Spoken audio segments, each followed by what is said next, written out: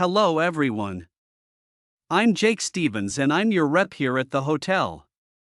I'm sure you'll all have a great time here. So let me tell you a bit about what's on offer. I'll start by telling you about some of the excursions that are available for guests. One thing you have to do while you're here is go dolphin watching. On our boat trips, we pretty well guarantee you'll see dolphins. If you don't, you can repeat the trip free of charge. We organize daily trips for just €35. Unfortunately, there aren't any places left for this afternoon's trip, but come and see me to book for later in the week.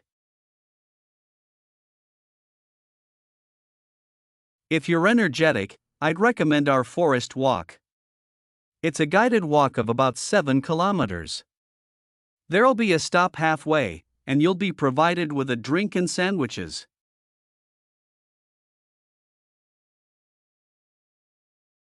There's some fairly steep climbs up the hills, so you need to be reasonably fit for this one, with good shoes, and bring a waterproof in case it rains.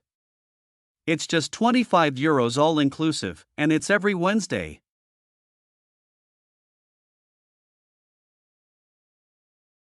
Then on Thursdays we organize a cycle trip, which will give you all the fun of biking without the effort.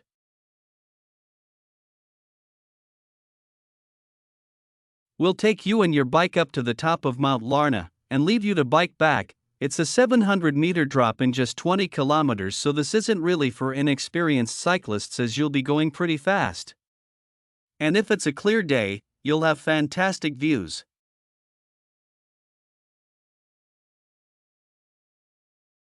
On our local craft tour you can find out about the traditional activities in the island. And the best thing about this trip is that it's completely free. You'll be taken to a factory where jewelry is made, and also a ceramics center.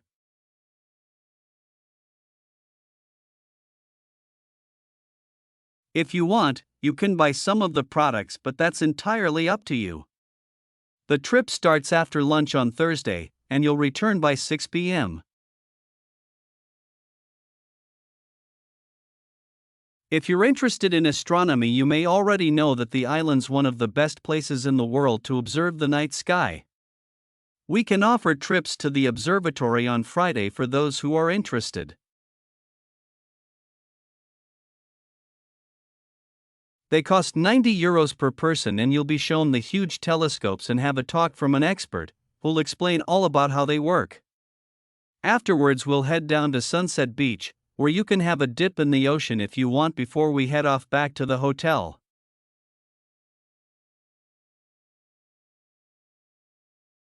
Finally, there's horse riding.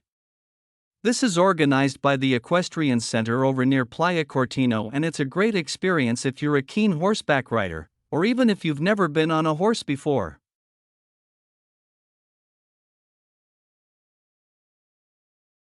They take you down to the beach, and you can canter along the sand and through the waves.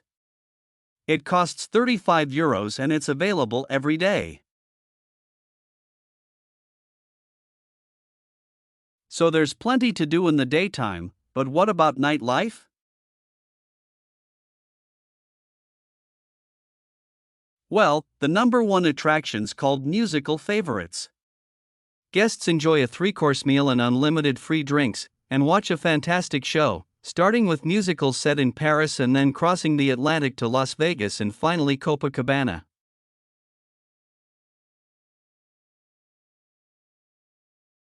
At the end, the cast members come down from the stage, still in their stunning costumes, and you'll have a chance to chat with them.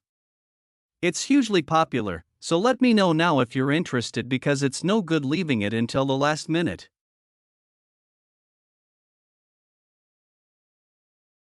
It's on Friday night. Tickets are just €50 each, but for an extra €10 you can have a table right by the stage.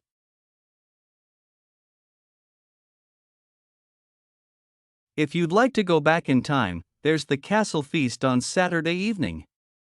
It's held in a 12th century castle, and you eat in the great courtyard, with ladies in long gowns serving your food.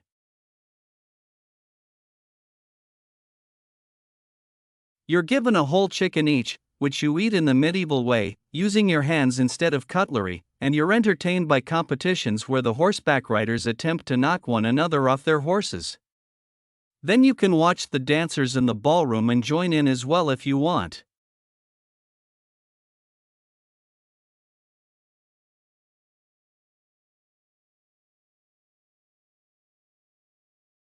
Hi. Today we're going to be looking at animals in urban environments, and I'm going to be telling you about some research on how they're affected by these environments.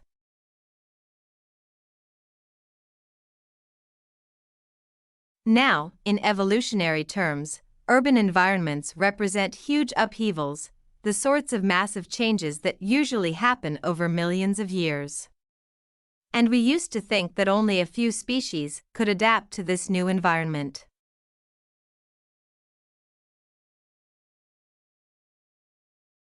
One species which is well known as being highly adaptable is the crow, and there have been various studies about how they manage to learn new skills. Another successful species is the pigeon, because they're able to perch on ledges on the walls of city buildings, just like they once perched on cliffs by the sea.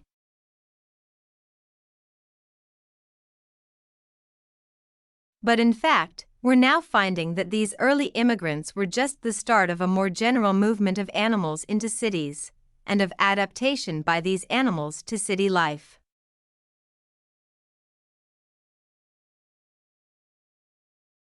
And one thing that researchers are finding especially interesting is the speed with which they're doing this.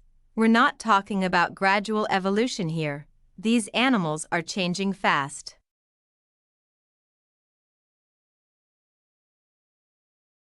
Let me tell you about some of the studies that have been carried out in this area.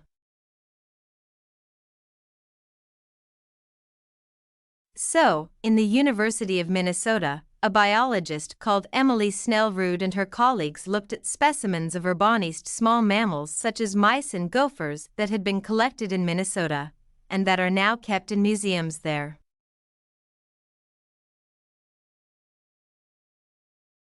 And she looked at specimens that had been collected over the last 100 years, which is a very short time in evolutionary terms. And she found that during that time, these small mammals had experienced a jump in brain size when compared to rural mammals.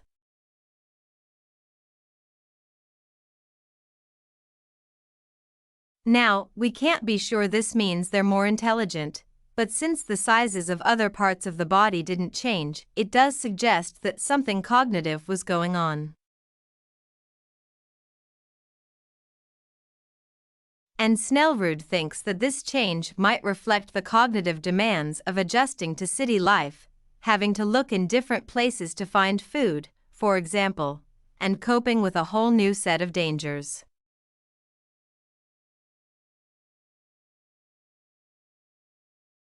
Then over in Germany at the Max Planck Institute, there's another biologist called Katharina Miranda who's done some experiments with blackbirds living in urban and rural areas.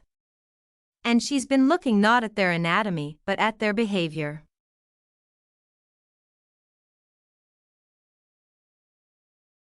So as you might expect, she's found that the urban blackbirds tend to be quite bold. They're prepared to face up to a lot of threats that would frighten away their country counterparts.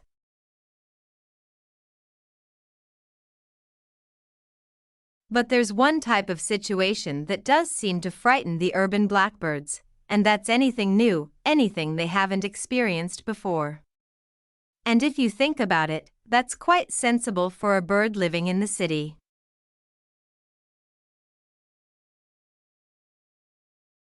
Jonathan Atwell, in Indiana University, is looking at how a range of animals respond to urban environments. He's found that when they're under stress, their endocrine systems react by reducing the amount of hormones such as corticosterone into their blood.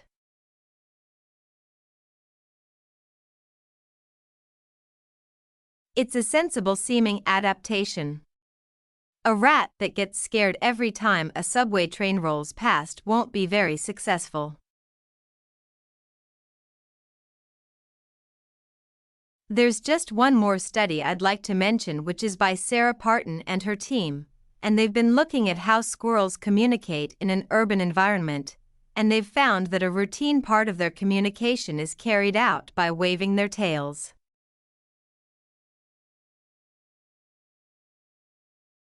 You do also see this in the country, but it's much more prevalent in cities, possibly because it's effective in a noisy environment.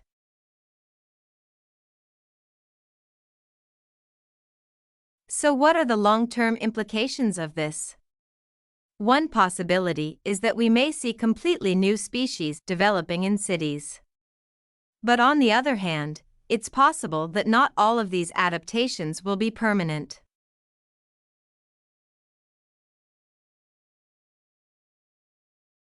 Once the animals got accustomed to its new environment, it may no longer need the features it's developed.